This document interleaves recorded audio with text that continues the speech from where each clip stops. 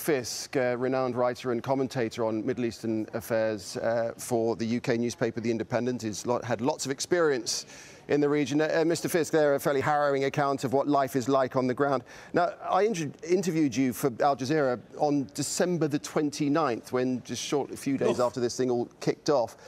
We didn't know where things were going then, did we? But how do you assess the situation? Well, I think I said then, and I was in Toronto at the time, that they were going to get a lot worse.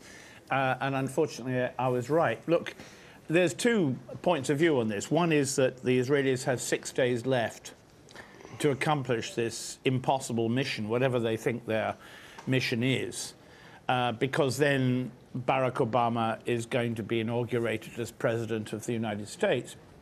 And the theory that I'm hearing in the Arab world, because I'm in Beirut now, is, oh, well, the Israelis will have to finish by then.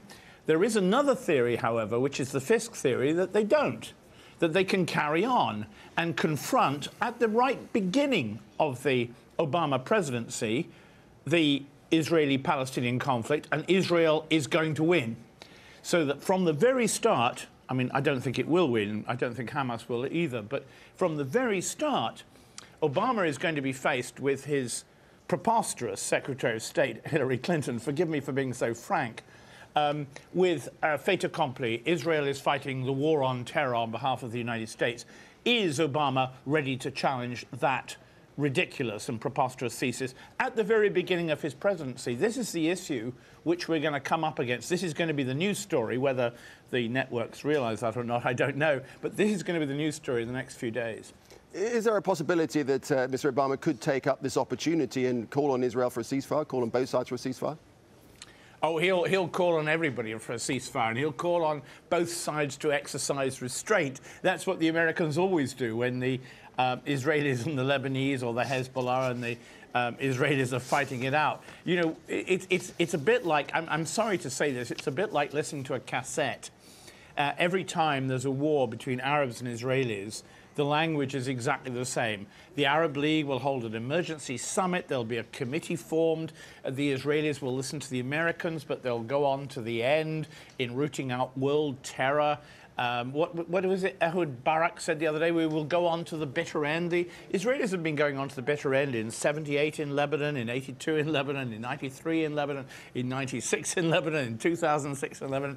It's so tiresome to listen to these lies being constantly pushed out by the Arabs and by the Israelis and by the Americans.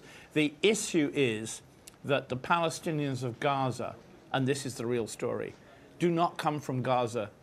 The Palestinians of Gaza come from that part of Palestine that became Israel. And the place where the rockets, the Hamas pathetic rockets, are falling are the lands which were owned by the people who now live in Gaza. And this is the story which you and Al Jazeera tell, but which the Western media do not tell. Well, my newspaper did, I'm pleased to say. But, you know, this is the big irony that in any other story, in any other part of the world, the Congo, China, India, Kashmir, people would tell the story. But in the Middle East, they don't, because the issue is the dispossession of Palestinians, and that remains the center of the issue of justice, and then, from there onwards, democracy and what you will. Well, Robert Fisk, we're going to continue telling the story, certainly over the next hour and a half with you. So if you